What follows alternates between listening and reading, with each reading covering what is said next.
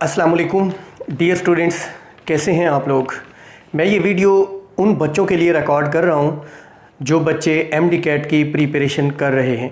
वो बच्चे जो मुख्तलिफ़ शहरों में बड़ी अकेडमीज़ में जाके एडमिशन ले चुके हैं, वहाँ हॉस्टल्स में क़याम पज़ीर हैं, रिहाइश पज़ीर हैं और साथ साथ अकेडमीज़ रख ली हैं, तैयारी कर रहे हैं, दिन और रात एक कर रहे हैं। कम वक्त रह गया MD कैट होने में और समटाइम्स वहाँ होम सिकनेस हो जाती है, उदासी हो जाती है।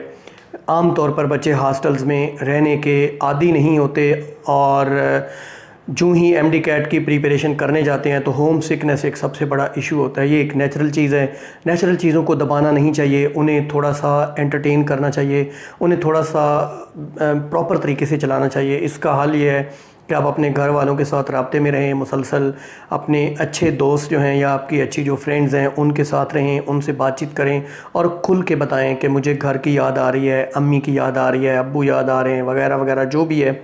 ये 30-40 दिन का काम है। आपने होम सिकनेस की नज़र से हरगिज़ नहीं करना। आपने एकेडमी छोड़ के, हॉस्टल छोड़ के वापस नहीं आना, आपने वहाँ जुड़े रहना है।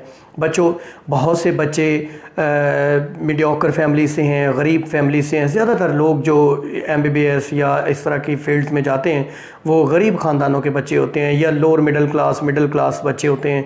तो आपने अपने पेरेंट्स का पैसा ज़ाया नहीं करना, आपने खूब ख्याल रखना है अपनी स्टडीज़ का। आपने घूमना फिरना नहीं है, शॉपिंग नहीं करनी। आप बड़े शहर में गए हैं पहली दफ़ा, आप ये सारी चीज़ें बाद में देख लेंगे जब आपका मेरिट बन जाएगा। आपने MD कैट कर लिया पास, आपका मेरिट बन गया, आप मेडिकल में एडमिशन हो गया, तो इंशाल्लाह ये सारी चीज़ें, ये सारा वक्त आपके पास रहेगा, आप ये सब कुछ कर लेंगे। बच्चों, सबसे पहली बात मैनेज टाइम। एक बच्ची ने मुझे टेक्स्ट किया कल कि सर मैं स्केजुअल क्या बनाऊं, टाइम मैनेजमेंट के हवाले से मुझे बताएं। कि मैंने कहा आपने सोने और एकेडमी आवर्स के अलावा बाकी का सारा टाइम पढ़ाई को देना है। आपने हर वक्त पढ़ना है, because this is the most important time. जो लोग टाइम वेस्ट करते हैं, टाइम उन्हें वेस्ट कर देता है। बच्चों, ये ज़हन में रहे। दूसरा जी, कीप ईच सब्जेक्ट टुगेदर। अपने सारे सब्जेक्ट्स को साथ साथ चलाना है, ठीक है। आपके जो भी सब्जेक्ट्स हैं, केमिस्ट्री, फ़िज़िक्स, बायोलॉजी, इंग्लिश, इन सारे सब्जेक्ट्स को साथ साथ आपने ख़ुद देख लेना है कि कौन से सब्जेक्ट में आपको ज़्यादा टाइम लग रहा है, कौन से में कम। एकेडमी के स्केजुअल को भरपूर तरीके से, डिलीजेंटली, दिली तौर पे अच्छे तरीके से उसको आप चलाएं। आपने कोई कसर बाकी नहीं छोड़नी। आपके एंड पे जो काम है वो आपने बेहतरीन तरीके से करना है। देखें, एकेडमी वाले जो आपको बुक्स देते हैं, प्रैक्टिस बुक्स या MCQs वगैरह, उनमें बाज़ औक़ात टॉपिक्स में बड़े मुश्किल MCQs दिए होते हैं। बच्चों को लगता है कि ऐसे MCQs आ ही नहीं सकते। ऐसा ही होता है। एंट्री टेस्ट जो होता है वो सिंपल होता है और आपकी बुक में से होता है। आप अपनी FSC की टेक्स्ट बुक्स को फॉलो करेंगे, आप उन पे सबसे ज़्यादा फोकस करें, आप बाकी चीज़ों पे कम से कम फोकस करें। और एकेडमी के ये जो डिफ़िकल्ट MCQs हैं इनके ऊपर आपने ज़्यादा फोकस नहीं करना।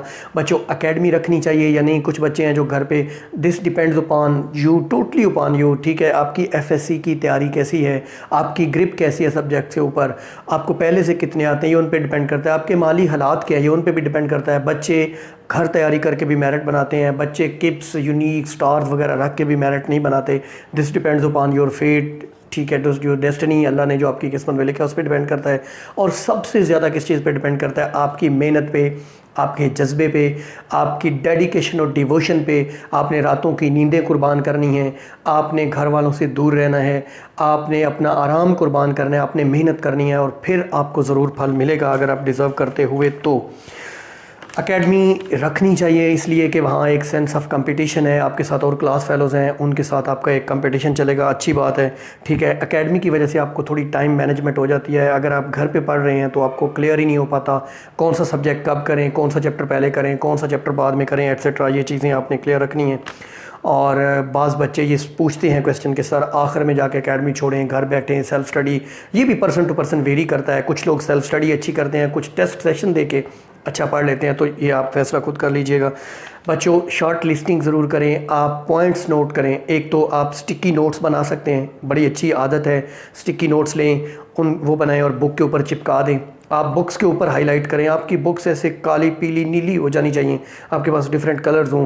पॉइंट्स लिखें, टेक्स्ट बुक्स साथ रखें और उनके ऊपर लिखते चले जाएं। और आप कुछ बुक्स के लिए, जैसे फ़िज़िक्स वगैरह के लिए आपको रजिस्टर भी बनाना पड़ेगा, तो वो भी आप बना लें। ये शॉर्ट लिस्टिंग और शॉर्ट नोट्स और ये हैंड आउट्स, ये बहुत ज़रूरी हैं, आखिर में आपके काम आएंगे। आप एकेडमी जा रहे हैं, टीचर पढ़ाए जा रहे हैं, टॉपिक्स के ऊपर बहुत ज़्यादा वो आपको स्टफ़ दे रहे हैं, डिफरेंट चीज़ें डिस्कस कर रहे हैं, डायग्राम्स, कॉन्सेप्ट्स, एग्जांपल्स और एट्सेट्रा। आप उन चीज़ों को ज़रूर नोट करते चले जाएं, ठीक है जी, इससे आपको ज़रूर फ़ायदा होगा। एक और बड़ा क्वेश्चन, बच्चे ने मुझे कांटेक्ट किया कि सर हम लोग लाहौर आए हैं, किप्स रखी है, यहाँ तो बड़े ही आउटस्टैंडिंग बच्चे हैं।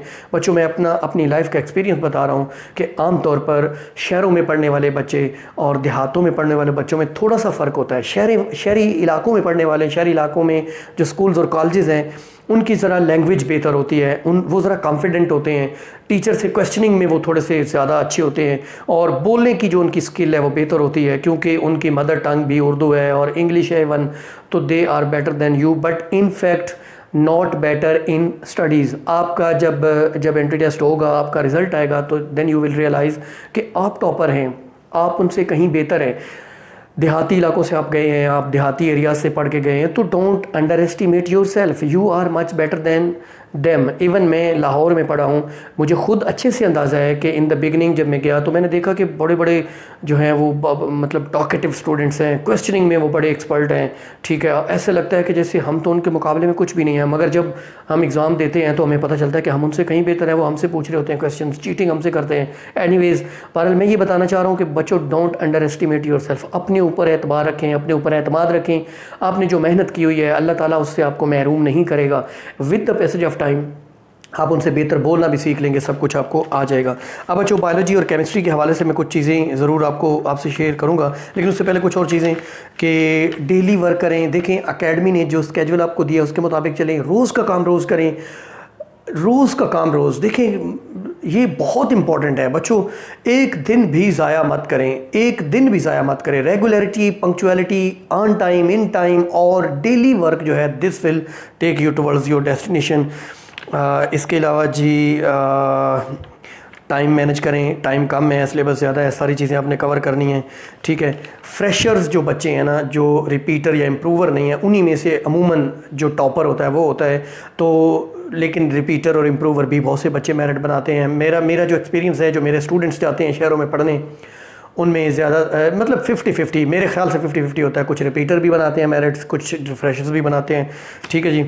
और आपको रिवीजन जो है वो 4 से 5 मरतबा करनी चाहिए before going for the test of entry test. Means के आपने जो टेस्ट देने एंड पे टेस्ट्स लेती हैं एकेडमी, उनसे पहले आपने 3 से 4 से 5 मरतबा जो है वो कम से कम आपने रिवीजन। बायो और केमिस्ट्री के हवाले से बच्चों, सबसे पहले बायोलॉजी के हवाले से मैं बताऊंगा कि बायोलॉजी में सबसे ज़्यादा नंबर होते हैं, सबसे ज़्यादा MCQs होते हैं, लेकिन ये है क्रैमिंग कहा जाता है। इसको आप क्रैमिंग कह लें या इसको आप कॉन्सेप्ट कह लें, मैं तो इसे कॉन्सेप्ट ही समझता हूँ। आप बच्चे कहते हैं जी वो लाइन्स जो हैं बुक की वो उठा के दे देते हैं, तो this is not cramming, this is actually concept कि आपने किस तरीके से अपने सिलेबस को पढ़ा है, आपकी सिलेबस पे ग्रिप कितनी है, आपको कितना अच्छा पढ़ाया गया है, तो ये उन पे डिपेंड करता है, ठीक है जी। बुक की लाइंस होती हैं बायोलॉजी की, हर जो स्टेटमेंट है MCQ की उस पे फोकस करें। ये अभी से आप आदत बनाएं, जब आप तैयारी कर रहे हैं स्टेटमेंट पढ़ना, फिर ऑप्शंस पे फोकस करना, एक एक चीज़ को क्लियर करें और फिर आगे डिसाइड करें। मिसाल के तौर पे क्वेश्चन आ जाता है pair of ribs in humans, answer होता है 12, 24 एट्सेट्रा,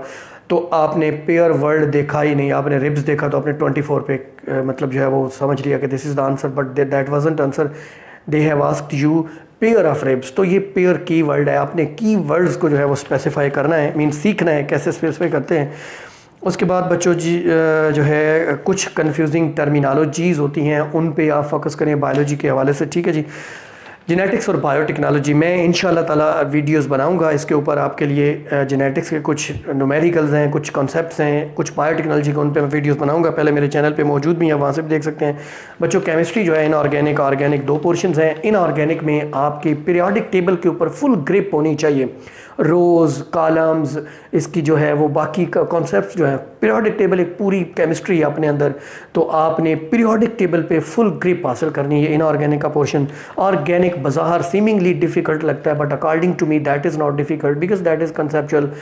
आप कंसेप्ट क्लियर करें, आपको मालूम हो इसके जो फंक्शनल ग्रुप्स होते हैं वो क्लैरिटी के साथ चीज़ें क्लियर हों, चैप्टर्स क्लियर हों, तो you will go through these things इंशाल्लाह। इक्वेशंस भी आती हैं केमिस्ट्री में, उनको भी आप अच्छे तरीके से करें।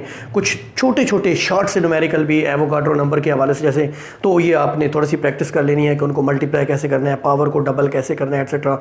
बच्चों, these are my suggestions, these are my means suggestions and best wishes to all of you students. Diligently करें, अपनी तरफ जैसे कहते हैं ना, चादर दे के पाँव फैलाएं। आपने वक्त ज़ाया नहीं करना, आपने बाहर घूमने फिरने नहीं जाना, आपने फ्रेंड्स के साथ पहली दफ़ा हॉस्टल में रह रही हैं या रह रहे हैं तो उनके साथ ज़्यादा गपशप और फजूल टाइम वेस्टेज नहीं करना, ठीक है। आपने ख्याल रखना है कि आपके पेरेंट्स, आपके टीचर्स, आपके बहन भाई आपसे क्या एक्सपेक्ट कर रहे हैं, आपसे क्या तवक्को कर रहे हैं, आपने उनको मेरिट बना के दिखाना है। बड़ा ज़ालिम है समाज, बड़े ज़ालिम है हमारे रिश्तेदार, हमारे रिलेटिव्स, हमारे इर्द गिर्द के लोग। आप अगर मेरिट नहीं बना सकेंगे तो आपसे बार बार सवाल आपसे पूछ के आपको परेशान करेंगे। बहरहाल जो किस्मत में लिखा होता है वही मिलता है। वो क्या एक शेर है कि शहर में जाकर पढ़ने वाले भूल गए किसकी माँ ने कितना जेवर बेचा था। तो माँ को, बाप को ज़हन में रख के, अपनी औकात को ज़हन में रख के, अपनी गोल को, अपनी मंजिल को ज़हन में रख के आपने आगे बढ़ना है।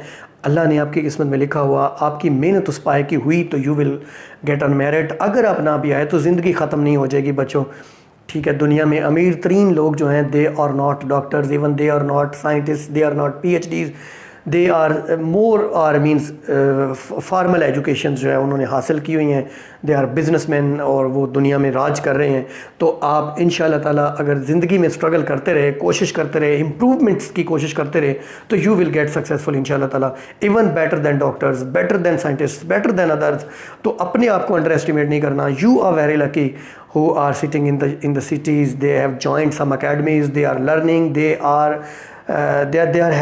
taking different experiences, ठीक है जी। ये एक एक्सपीरियंस बनेगा आपकी लाइफ का और जो आपको हमेशा याद रहेगा। आप कहेंगे FSC में ड्यूरिंग एंटी टेस्ट प्रिपरेशन हमने यहाँ रिहायशली हम यूँ पढ़ा करते थे, और इस पे आपको इंशाल्लाह ताला फ़ख्र होगा। अल्लाह पाक आपको कामयाब व कामरान करे, खुश रखे।